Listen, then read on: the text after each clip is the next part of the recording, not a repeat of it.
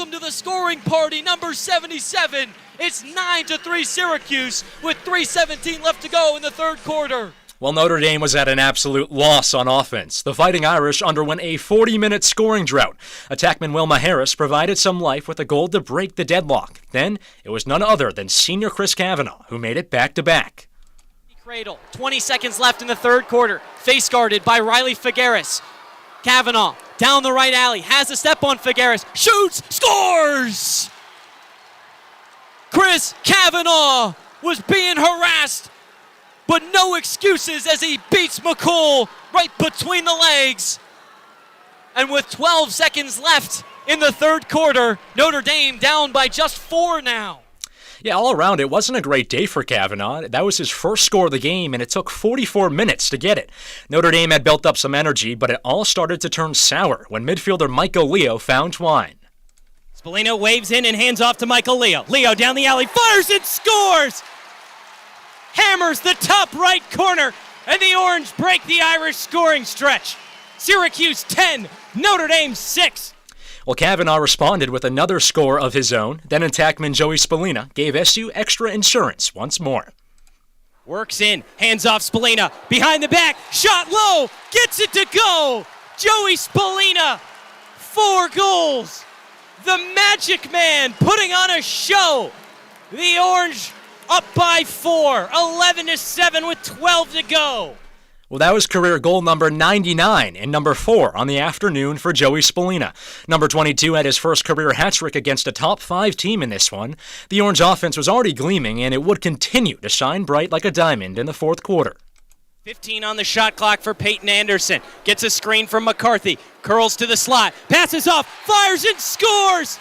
Wyatt Hoddle, his second of the day. The Orange 12, the Irish 7. Notre Dame scored 4 goals in the final frame, but it was too little, too late. The Orange have waited a while this season for a statement win quite like this.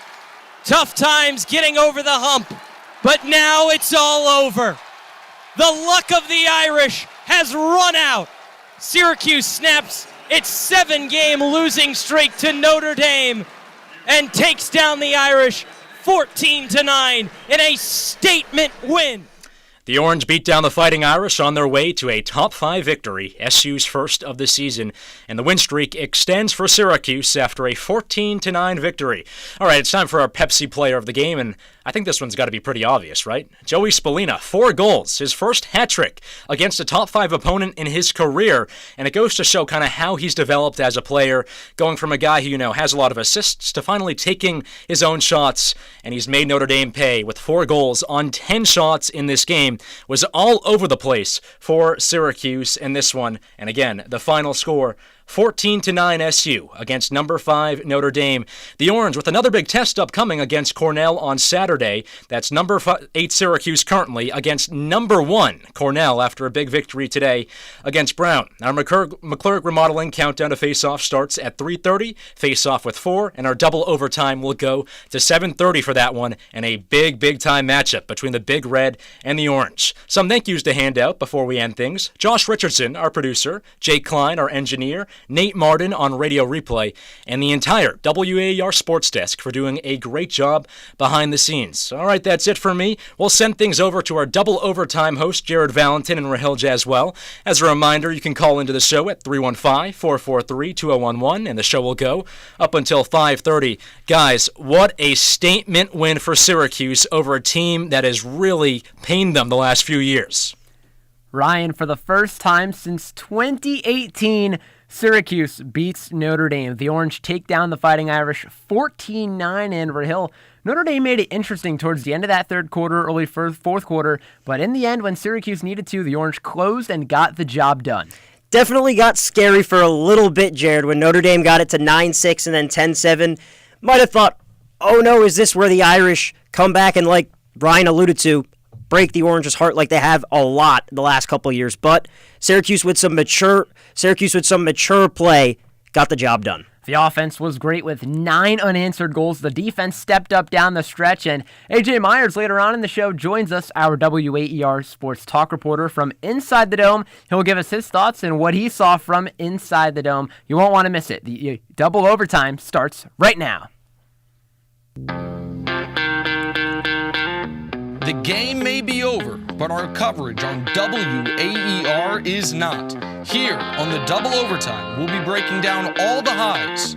English charging at Cage, has an angle, shoots high, and connects with the back of the net. Stevens ahead for English. 4 seconds left. English has to run in. He skips it. 5-hole and scores. 1 second left. We're headed to overtime. Passes behind the cage. A cutter in front. A behind the back and a score. Syracuse strikes first against number 1. And Finn Thompson with the theatrics. And the lows. Fine, caught in a world of trouble. He turns it over. Duke on the fast break. 1-on-none. Zawana shoots high and scores high. Right down Broadway to English. Rings it off the pipe and out. How many of those have we seen today? Devastation. Denver beats Syracuse 10-8 in the 2024 NCAA Tournament quarterfinals. Delivering our hottest takes along the way. How do you not get up for this game? Like, I understand Duke is more angry, but Syracuse has probably more to prove than Duke does. This did not look like previous games against Notre Dame. You can tell Syracuse is a completely different team as it's been for the last 3 to 4 seasons. When you're giving up 20 turnovers, when less than half of your shots are run goal, you can't be considering yourself a top 5 team. You can't be considering yourself back. And I was shocked that they dominated this much, but this just shows you the difference with this team. One of the reasons Syracuse held on to win this game is because when they went up 12-8 in the fourth quarter, they kept winning faceoffs and were able to take a minute 20 off the clock, which limited the possessions Hopkins had in the fourth period. Get your voice heard by calling in at 315-443-2011 or by tweeting us at WAER Sports Talk. It's the double overtime, and it starts right now.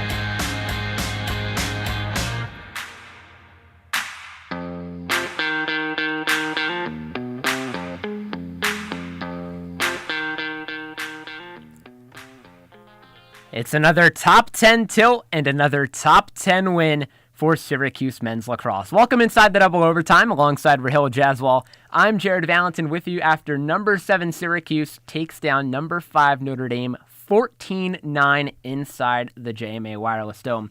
The defense and the offense shined for Syracuse today, but down the stretch, Syracuse did a great job of closing this one out. If you have any thoughts about the late heroics for Syracuse down the stretch, give us a call, 315-443-2011. You can text us as well at 315-556-3929. And as always, be sure to check out our YouTube and Twitter streams at WAER Sports Talk.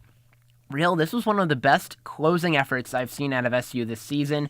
Notre Dame made it a 3-goal deficit, or 3-goal lead for the Orange, I should say, late in the game, but then SU responded right back and closed out and got the first win against Notre Dame since 2018. It was certainly a mature performance, Jared. Kind of maybe reminds me as well of the Johns Hopkins games where Syracuse was able to get through some of the moments where their offense was a little stagnant in that third quarter, but you talk about in the fourth quarter, they put their foot down, and a really mature performance overall. A lot of the veterans stepped up like you expect them to. Joey Spallino, really, really smart play. When he could have taken that, our broadcaster, Hudson Ridley, said it on the broadcast right after. I mean, he could have easily taken that goal to give Syracuse an 11-7 lead. He could have easily taken a behind-the-back shot, and he might have done that 2 years ago. He could have passed out of it. He stayed patient, got a much better look at Cage, and was able to find the back of the net. And it's plays like that that show you how much of a mature fourth quarter this was from Syracuse when Notre Dame really started to ask the questions of,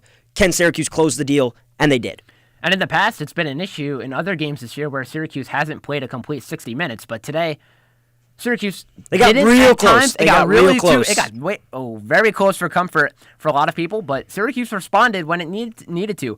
After Notre Dame got that first goal in the fourth quarter, that made it 9-6, Michael Leo runs and scores right in front of the crease, and then that kind of jump-starts an Orange run late in the game. Wyatt Hoddle gets a catch-and-shoot goal, and then that goal that you're talking about with Spallino where he catches it on the far side, fakes out a defender, spins, and then shoots it right into the back of the net. I mean, that was beautiful. Beautiful. And I really haven't very seen, smart. Very smart. I really haven't seen a closing effort like I have today from Syracuse in a long time.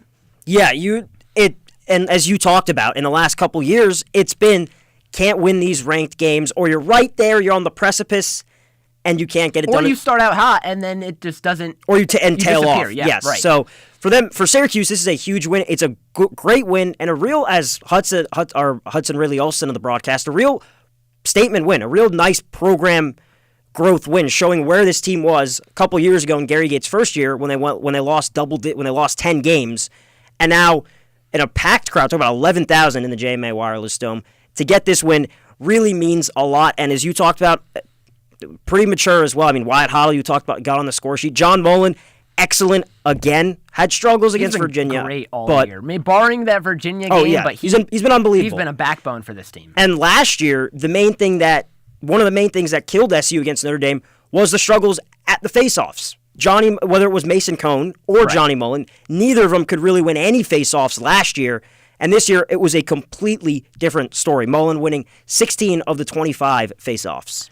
And you talk about the 10,000 people that were there at the Dome. It seems like whenever SU has a big crowd inside the Dome, they play well. When Johns Hopkins came a little bit earlier in the season, there was 8,600 people there, and Syracuse dominated that game, had a great offensive performance. Another win for Syracuse with 10,000 people this time against Notre Dame. And you talked about Joyce Spallina a little bit. One of the issues and the main narratives about Joyce Spallina in past seasons was can't play against ranked teams, or he doesn't have enough goals against ranked opponents. But 4 goals today, his first career hat trick against a top 5 opponent.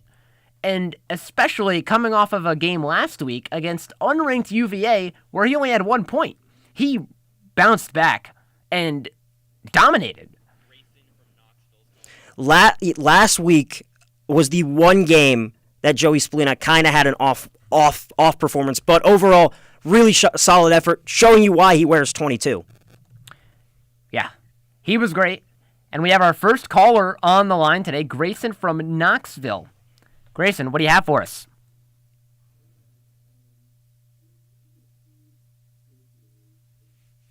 Like that 2009 team, that one of the last national championships, I think they just, lace up bodies on the floor and do what I need to do. Thank you so much. You guys do a great job.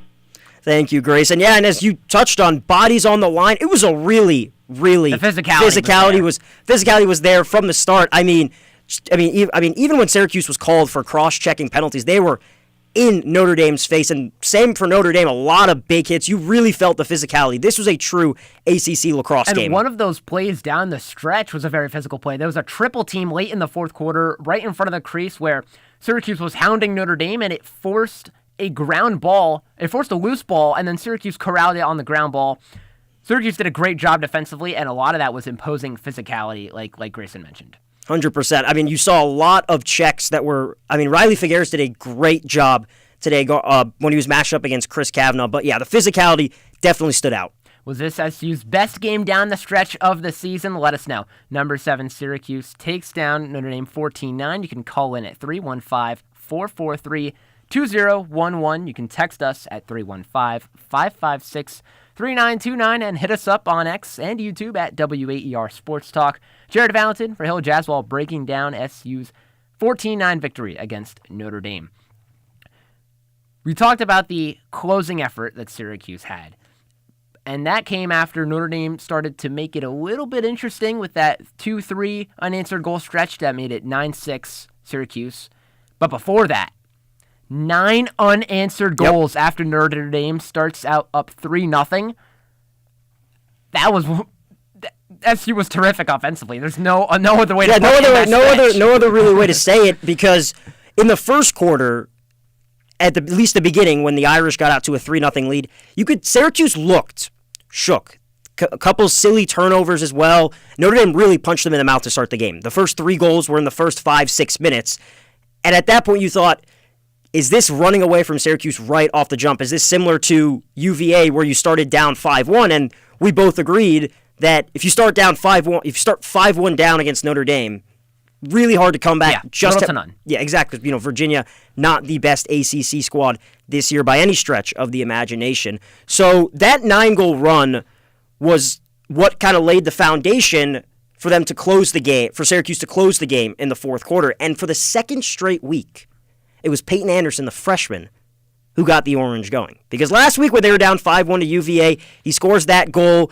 He scores a goal, and it was kind of a similar diving, airborne goal, and he does it again. Air Anderson, people would call it, yeah. And in his second career start, I mean, that's just a freshman stepping up and playing big. He's been the best freshman on this team, and again, kickstarted the run, and from there it was all guns blazing for Syracuse. I want him in the starting lineup going forward because he's really a spark plug for Syracuse. I mean, when the Orange needed somebody to get something on the board to prevent Notre Dame from just completely blowing the game out of the water right out of the gate, he was there. He got that goal, that airborne goal that you talked about, and literally that's what flipped the switch. Syracuse went on to score 8 more unanswered goals, and it was like a completely different team once Peyton Anderson scored that first goal. And it also got the crowd back into it because the crowd was really, really loud, energetic, obviously with how many fans there were. A crowd of 11,000, yeah. And when Notre Dame scores those first 3 goals, it's a complete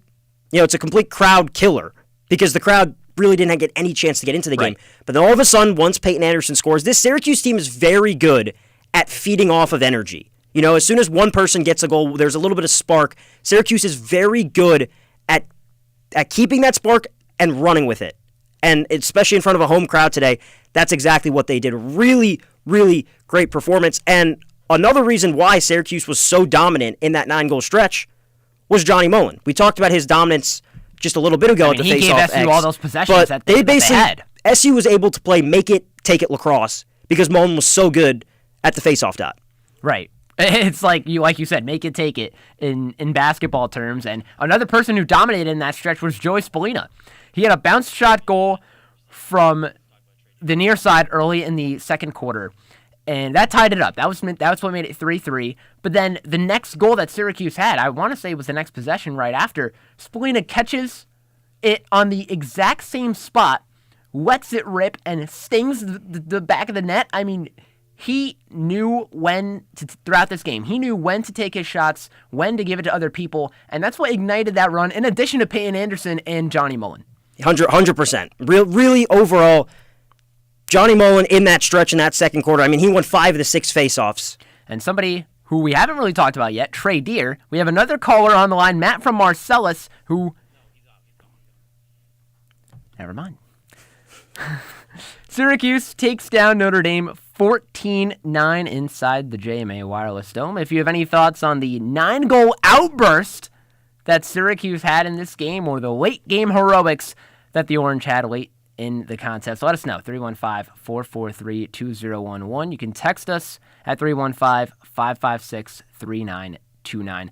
Rahil, if you had to pick one stretch or one side of we'll say one part of SU to give this credit to, do you pick the defense that really took care of the game down the stretch, or do you pick that offense with that 9-goal outburst? See, that's a little different. I mean, we'll talk about the defense. We'll talk about the defense a little later because they were fantastic. SU's defense deserves a lot of flowers and a lot of praise, but the foundation was set kind of from a combination of both, right? It wasn't just the offense, and it was both of them, because Syracuse's offense was able to chew up, get a lot of possessions, but the Irish didn't really have many good quality shots. And that was kind of Syracuse in the first quarter. I think one thing that really changed was the quality of looks that Syracuse got. In the first quarter, when they were down 3-2, but started down 3-0, there were a couple of shots where Owen Hiltz rips it from 20 yards out, falling down, and you're thinking, okay, and we were talking that,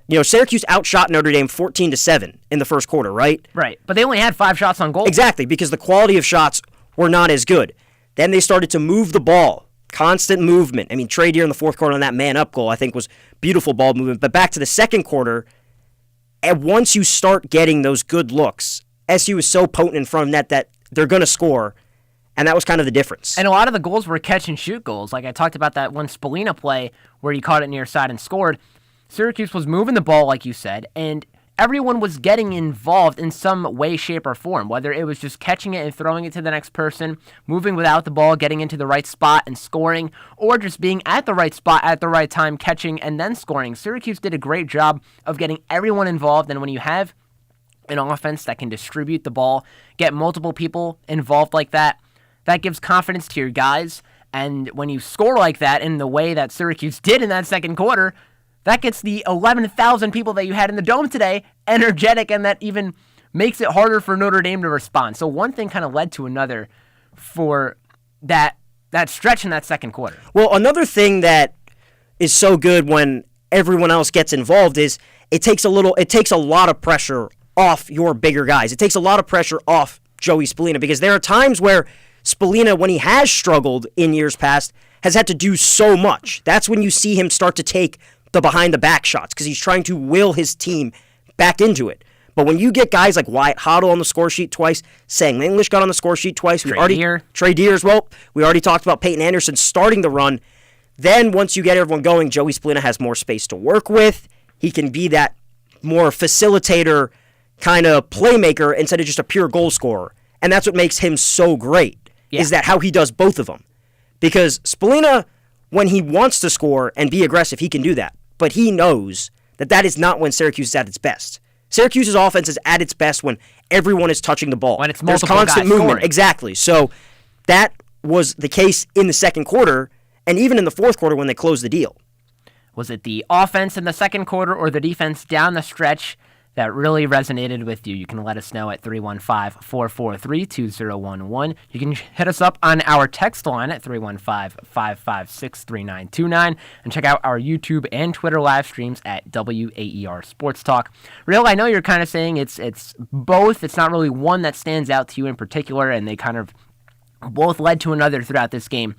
For me, I go with the late game heroics that Syracuse had down the stretch, because we talked about it a little bit earlier in the show that's something that has been kind of missing throughout this season was, Syracuse can start out hot, get off on the right foot, get these goals right away, but then when the opponent starts to answer back, that's when Syracuse struggles. And that didn't happen today down the stretch. Syracuse was there, and against an opponent as good as Notre Dame is, that's what stood out to me, was the fact that Syracuse didn't just bow down, but they responded big down the stretch. Yeah, obviously I'm not going to disagree in that, the closing play was great, but I think the surge in the second quarter was the foundation SU needed for the fourth quarter, to the point where even though Syracuse played really great in the final 15 minutes, that second quarter stretch gave them a lot of leeway, to the point where, if Notre Dame cuts this deficit to 1, maybe it's a completely different story, but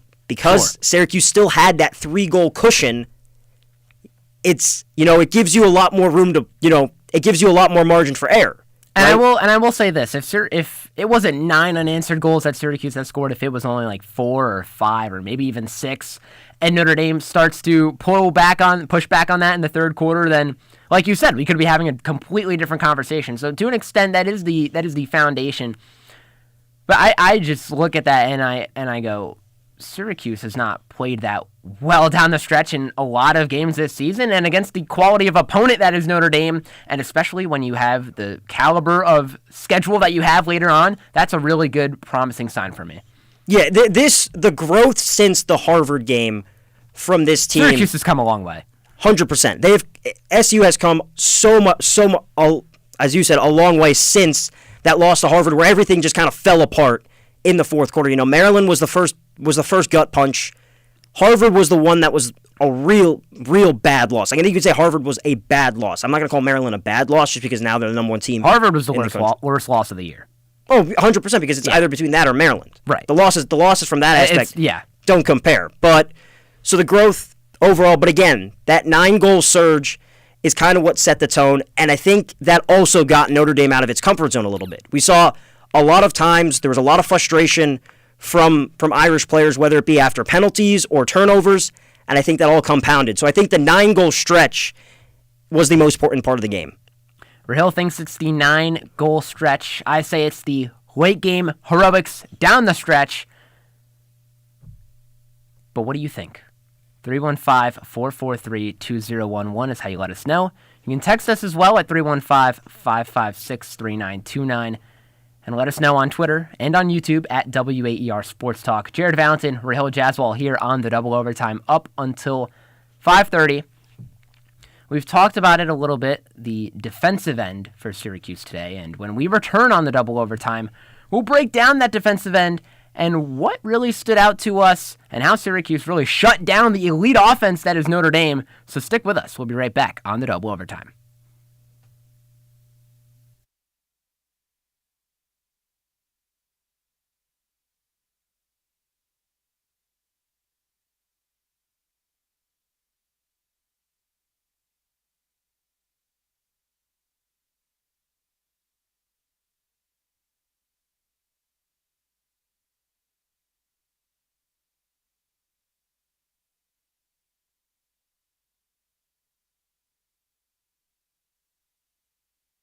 May all your favorite bands stay together. The MC Taylor Goldsmith Show features the leaders of Hiss Golden Messenger and Dawes. We also hear Kat Edmondson, Scott Mulvihill, Ken Pomeroy, and Johnny Fritz. Hey, this is Taylor Goldsmith. And this is MC Taylor. Join us this week in live performance on Mountain Stage.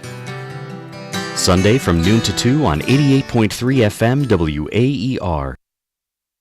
On the next Putumayo World Music Hour, we explore the fascinating fusion of music from Japan, Malaysia, Thailand, Hong Kong, and Asian communities worldwide.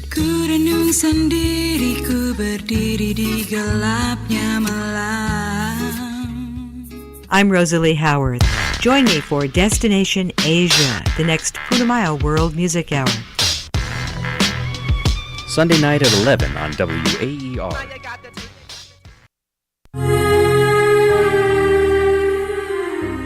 Sam English cuts his way to the slot, being guarded one-on-one, shoots and scores!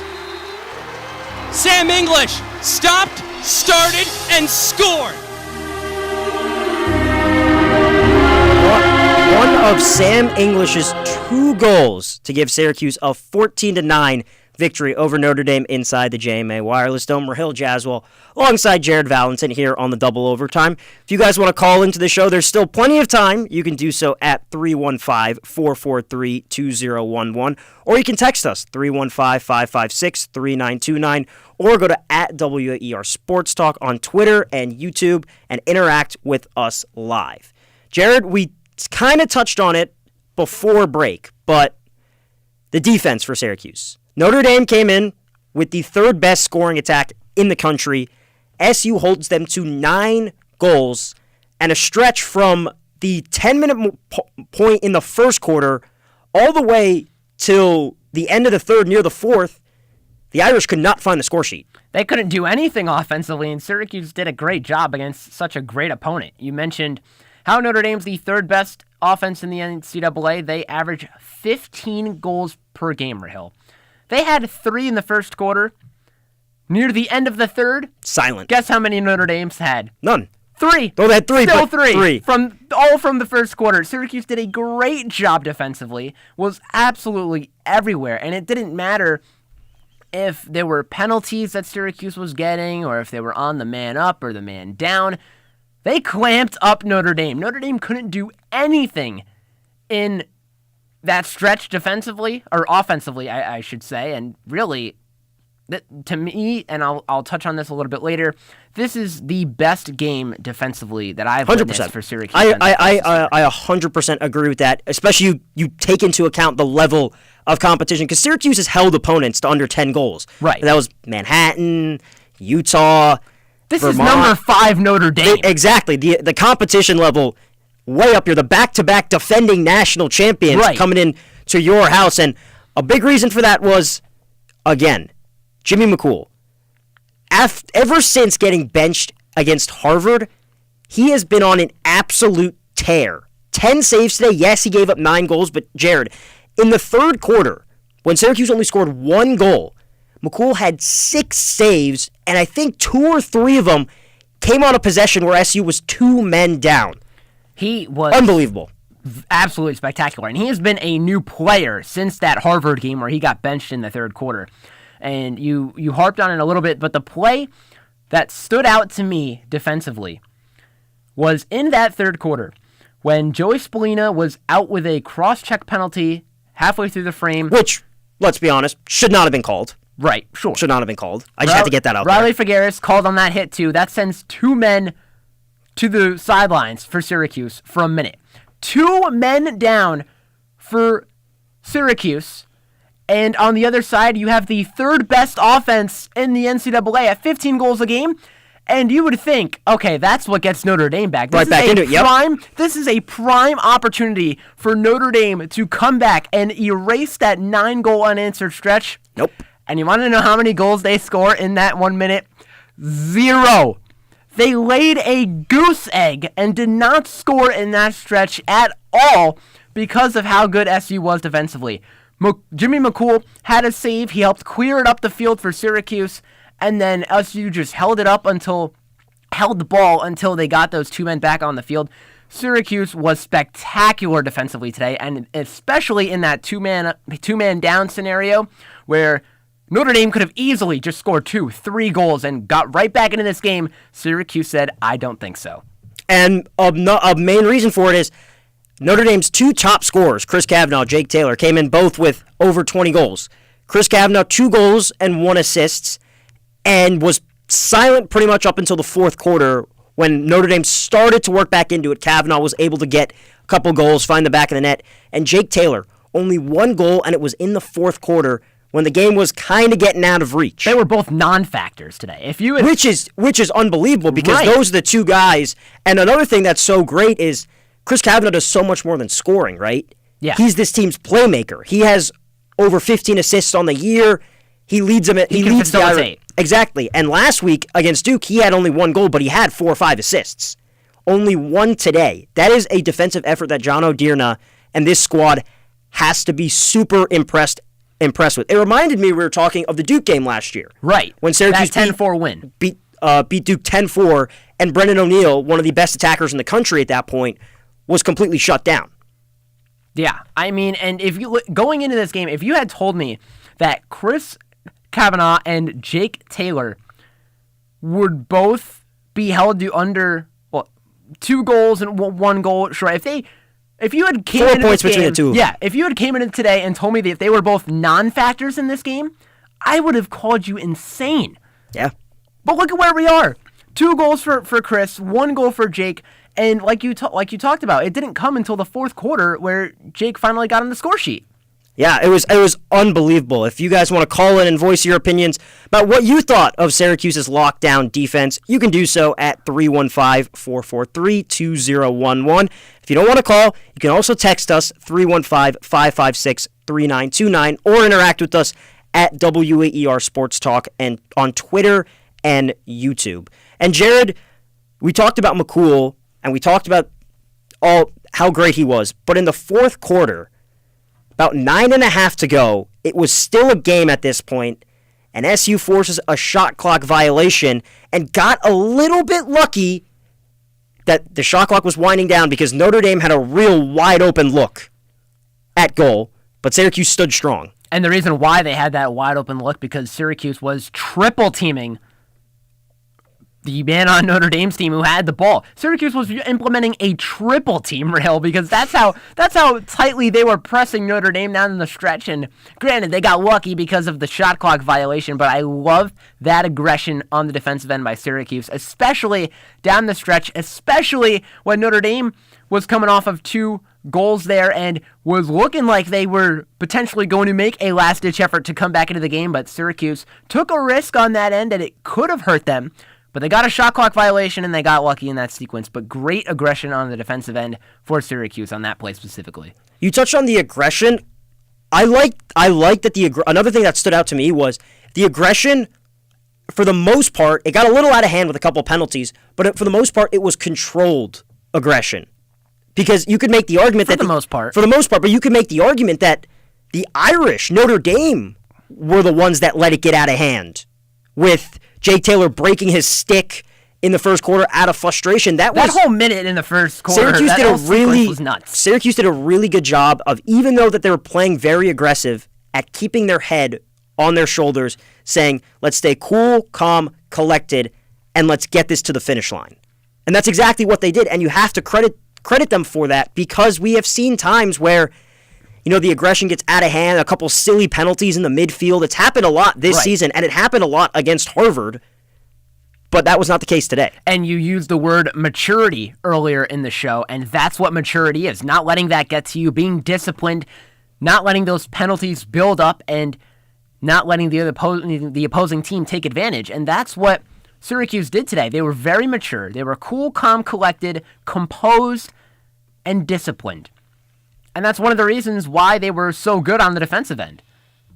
I thought you were going to add something, but yeah, 100%. I mean, there's no other way around it. I mean, Michael Grace as well stepped up. Again, these guys who don't have a real, when you look at the box score, you're not going to see a crazy amount of stats for them, right? Right. But Michael Grace, he had big clears, 4 ground ball pickups. That is the type of stuff that wins you games like this. When you do the little things. It goes under the radar. It goes under the radar, but anyone who knows a lot about lacrosse, who knows that stat category, ground balls or whether it be clears, are huge. Syracuse won the ground ball battle 31-24, and that has, at times, again, been issues. It was bodies all over the place. I mean, there was that one sequence where, remember when John Mullen won the face-off, gets the ball, and as he's going out of bounds, flings a crazy pass and gets back in it. But we have a caller right now, Bob from New Jersey. Bob, what do you want to talk about?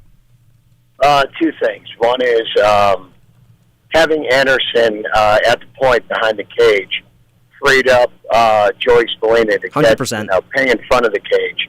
I just think that adds a whole different dimension to their game. I love seeing that, and that's going to be hard to defend. And the other thing was Jimmy McCool, even when he got down 3 goals, I thought he was awesome today and never lost his composure. He seemed very at ease in the cage and just played a great game. Bob, would you like to see Peyton Anderson more in the starting lineup now after this? Because this was the first time he started. I would, because I think that unlike Deere, who is a great shooter, a great scorer, I just feel like Anderson gives him a different kind of passing, assist opportunity, and getting Joey on the crease, I just think opens up his game a lot more instead of constantly having to be the feeder. I would much rather see that. Bob, Jimmy McCool has been a new player seemingly since the Harvard game. Are you starting to feel more impressed with him between the sticks than maybe earlier in the season? Yeah. I mean, look, every goalie has a bad game. You can't just point out Harvard. I mean, I would look at, I was just saying to my wife, I look at the Colgate game. I think that was a bad win. They should have never let him back in the game. But, I mean, Jimmy McCool is a great goalie, showed tremendous poise and composure today, never seemed rattled, made very smart passes, after he made a save. I just thought these guys were awesome today. Bob, I want to get your thoughts on that third quarter when Syracuse was down 2 men and Jimmy McCool clears it up the field, helps Syracuse get possession, and they don't give up any goals against one of the best offenses in the country. I mean, that's the play that stood out to me throughout this game defensively. Agree. Yeah, the pressure that they put on the Notre Dame offense was really remarkable, very impressive, very skilled use of the sticks. Kavanaugh was a non-factor in the game. I know he had 2 goals, but late in the game, it really didn't matter. They were great. Bob, we thank you so much for the call. If anyone else wants to get their voices heard, you can call in 315-443-2011. Jared, as he talked about, Jimmy McCool, phenomenal. Defense, phenomenal. But unfortunately, we're going to have to step aside. But when we come back, we'll talk to our phenomenal talk reporter, AJ Myers, who is in the Dome. You're not going to want to miss it. Double Overtime returns after this quick break. On the next Putumayo World Music Hour, we explore the fascinating fusion of music from Japan, Malaysia, Thailand, Hong Kong, and Asian communities worldwide.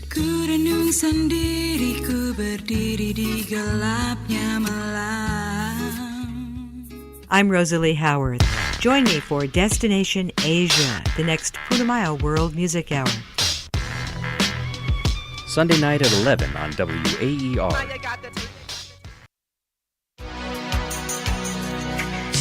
Selling a vehicle on your own, especially nowadays, can be a hassle, but donating it to WAER couldn't be easier. Simply provide a clean title and we'll take care of the pickup and donation receipt. To get started, visit WAER.org.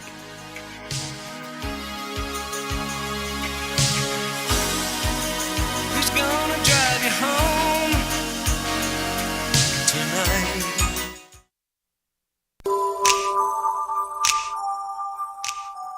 Peyton Anderson with his left hand just below the cross of his stick. He resumes play, works towards near goal line extended. One-on-one matchup, splits a pair of blue jerseys, a shot and a goal!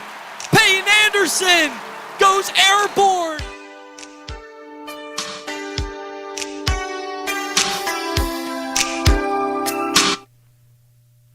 Number 7, Syracuse takes down number 5, Notre Dame, 14-9 inside the JMA Wireless Dome. Well, closing up shop here on the Double Overtime, Jared Valentin alongside Rahil Jaswal, now joined by our WAER Sports Talk reporter, AJ Myers. AJ, how's it going?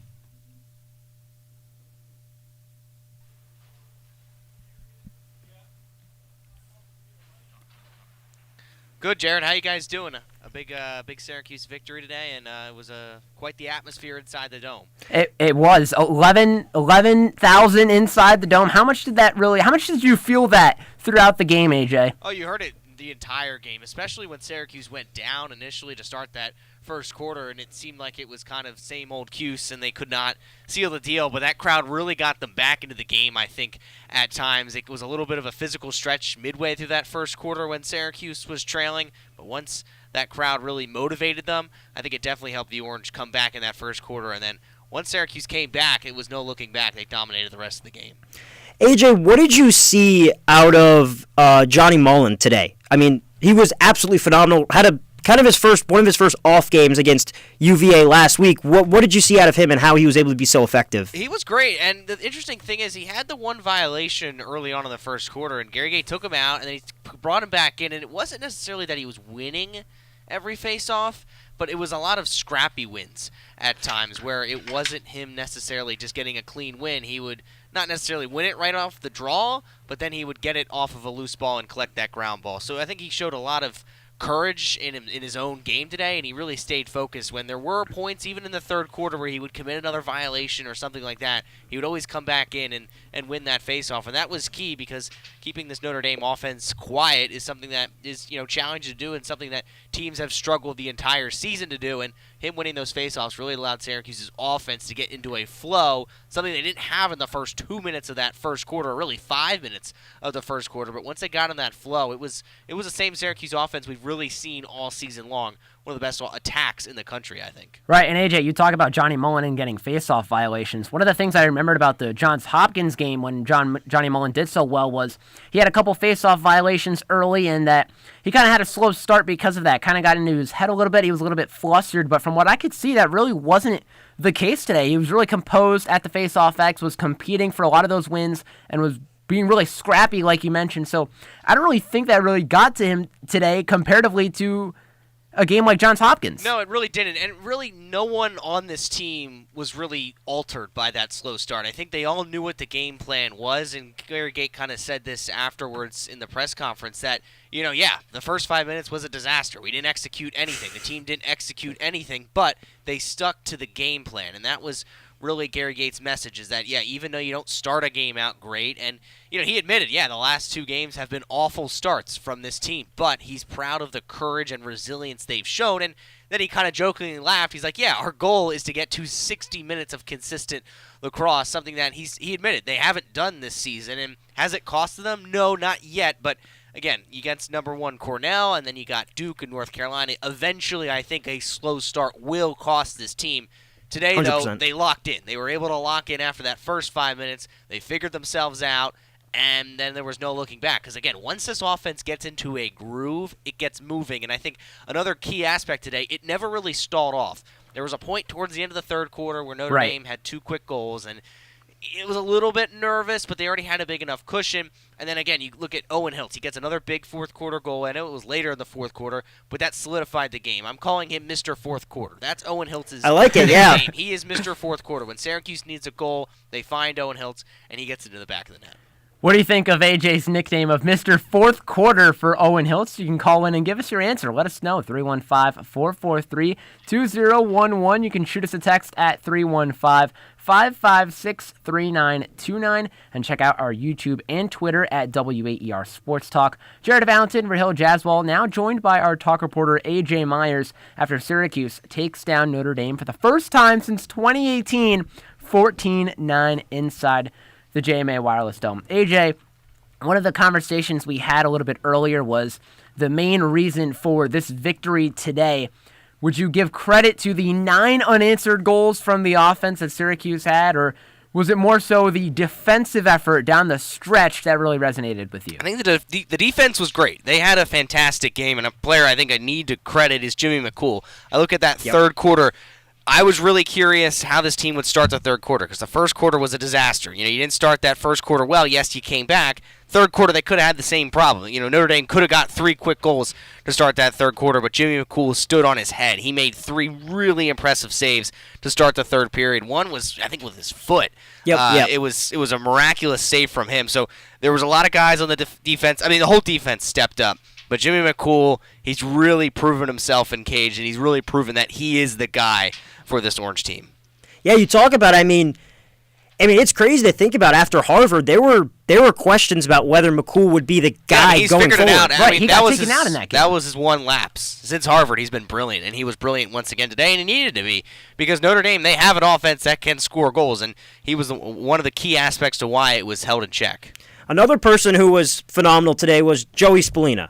He gets a lot of criticism for some of his performance. Me, I don't criticize. I've never criticized Joey Spallina. He was excellent today. He's been excellent in almost every game. Yeah, he didn't have a great game against UVA, but they still won. They don't need Joey Spallina to simply just win them games. They didn't need him today to simply win the game. It wasn't the reason Joey Spallina had 5 points today. Isn't the reason why Syracuse won this game. Yes, he had a great day. It was a prototypical Joey Spallina day. He did everything he needed to do. It's not Joey Spallina's team. This is an entire unit that Gary Gate has. It's not simply just one guy. Now, one of the things our play-by-play broadcaster, Hudson Ridley, said during the call today was after that late goal in the fourth quarter where Spallina caught it, he faked out a defender, spun, and then shot it. Hudson said, quote, freshman Spallina would have shot it behind the back. Sophomore Spallina would have looked for a pass. Junior Spallina knew what to do. I know you're big on Joey Spallina, but do you think his maturity and his game has evolved as he's extended his time here at Syracuse? Absolutely, 100%. There was one moment, I think it was in the first half, where he had a clear shot at goal and he passed, and I was kind of I kind of stomped my foot on the ground. I was like, oh, come on, Joey Spallina, you should have shot that. But yes, I think that's a great point that Hudson made, and it really does show the maturity that he has. And look, he's a team player. He wants to get assists. He doesn't want to get all these miraculous goals. His demeanor is something that is probably one of the most impressive things about him. It's never about him, and this team is not solely about him. Right, and the good thing about SU's offense, like we've talked about all season, is that there's multiple guys that can get it done. When Joey Spallina's not having a good game, Owen Hiltz can step in, or Michael Leo, or Luke Roa, or Billy Dwan at times. Like, there's so many guys that Syracuse can rely on when it's not just one specific person who has to carry all the time. No, and this team is a unit. Michael Leo had another great day as well. There is plenty of guys on this team that can, if Syracuse needs to, win them the game. They didn't need that today. They needed a team effort, and they're going to need team efforts the rest of the way out if they want to get wins through what is a really tough schedule. But today's the start.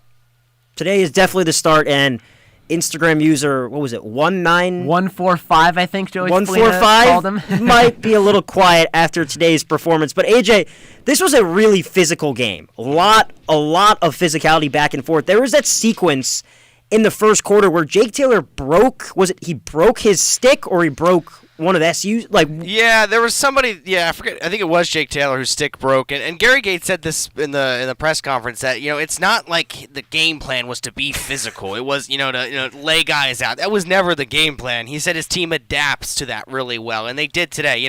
I think it helped them too in that first quarter. They kind of needed to not commit a foul, but they just needed to be a little bit more physical at times to get back into the game. It also got the crowd into the game. I'm not saying the crowd was out of the game, but they were getting kind of nervous. There was more nervous energy as it was 3-0 Notre Dame. And, of course, there was that big pocket. If you follow WAR Sports Talk on Twitter, you saw a big pocket of green in the Dome, kind of similar to what we've seen for football and other times Notre Dame comes to the Dome. But that physicality in the first quarter definitely helped this team. Notre Dame 9, Syracuse 14. You can call in and give us your post-game thoughts at 315-443-2011. You can shoot us your post-game thoughts to our text line at 315-556-3929. And you can check us out on Twitter and YouTube at WAER Sports Talk. Still joined by our reporter, AJ Myers. AJ, another conversation we had a little bit earlier on in the show was how good the defense was. And you talked about it earlier, and when I posed you the question of was it the offense or the defense, you picked the defense, and I also said the defense as well. But my reasoning and the play that stuck out to me, and I'm curious your thoughts on this, the third quarter when Syracuse had 2 men down and Jimmy McCool clears it up the field for Syracuse, and they don't give up a single goal in that stretch to one of the best offenses in the country. I mean, that's a defensive effort that we haven't seen from this team at times. Yeah, you're spot on, Jared. That really was maybe the sequence of the game or the play of the game, because I think that third quarter it could have flipped on the head. The game could have flipped on its head again, because that's what happened in the second quarter. Syracuse scored 6 unanswered. That third quarter, Notre Dame won it 2-1, but Syracuse really kept the Irish in check and prevented them, other than the end of the third quarter where they got those 2 quick goals, really prevented them from really grabbing the game and turning it around. So I think, and that play right there really exemplified it. If Notre Dame scores there, then who knows? Maybe they go on a run. But getting that stop definitely helped Syracuse's case at closing this game out. It made it much easier in the fourth quarter. That fourth quarter was never really nervy. Syracuse always had a good cushion lead. And I think that's credit to the defense and how well they stepped up in that third period. Yeah, I mean, Syracuse only scored 1 goal in the third quarter. But Notre Dame was not able to gain any ground. But it didn't really feel like it. No, it didn't. I mean, other than the end of the quarter, that's when the only Notre Dame got 2 quick goals. Right. Outside of that, there was never really an instance where you saw Notre Dame coming back into this game. Did Gary Gates say anything in the presser about anything? Was there any difference in their defensive game plan today, or was it just a matter of just high-level execution? Yeah, high-level execution. It's really what they've been doing all season. They haven't really had, other than Harvard, I'd say, they haven't had a real awful defensive display, and I think that's credit. Everyone wants to talk about the offense, but I think you have to talk about Jimmy McCool and all the saves that he continues to make and the rest of this defensive unit and how outstanding they've been. AJ, one last question for you before we let you go here on the Double Overtime.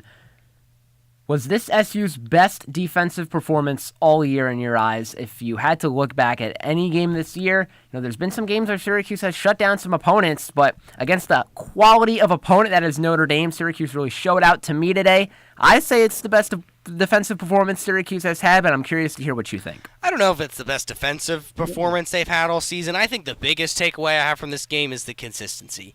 Scratch away the first 5 minutes of the first quarter and maybe the last 2 minutes of the third quarter. But outside of that, this team was consistent on both sides, defense and offense. The offense was humming. They were getting plenty of goals, and the defense was making stops. Jimmy McCool was making saves. I think you saw consistency, not the entire game. And Gary Gate, he said that in the press. He laughed about it. He's like, yeah, we weren't consistent the whole game. That's where we're trying to get. But they were close. And I think this is the most consistent full game, almost full game that we've seen from the Orange all season. In a legit game. I'm not talking about the Manhattans and lesser opponents, but in a legit top 5, top 10 tilt, top 10 matchup, this is the most consistent we've seen them. AJ, we thank you so much for joining us here on the Double Overtime. Have a safe trip back home. And it's not that far of a walk. Not that far of a walk, but still, have a safe trip home. Have a safe trip home. It's now time, Rahil, for our final words. And I asked AJ about the defense and what he thought about this defensive performance in relation to other games this season, because I've teased it here and I've teased it there, and I hinted at it a little bit earlier. For my final word, today, it didn't look pretty at times, but this was SU's best defensive performance all year long. We talked about a couple plays that Syracuse had throughout that really shown that. There was a triple team with 4 minutes to go that we harped on that forced a loose ball from Notre Dame, and Syracuse got it and gained possession. That was big down the stretch. Notre Dame was held scoreless in the second quarter. Keep in mind, this is an offense that averages 15 goals a game. That's third in the NCAA. And they were held scoreless in a quarter of lacrosse today.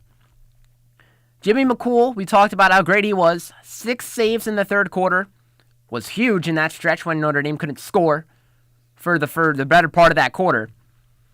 The closest Notre Dame got today to cutting the lead was 3 goals. That's how dominant Syracuse was defensively. It didn't get closer than a 3-goal game at any point throughout. Once Syracuse had that advantage, they didn't let go. The closest Notre Dame got was 3 goals, and then the play that I've been talking about all show.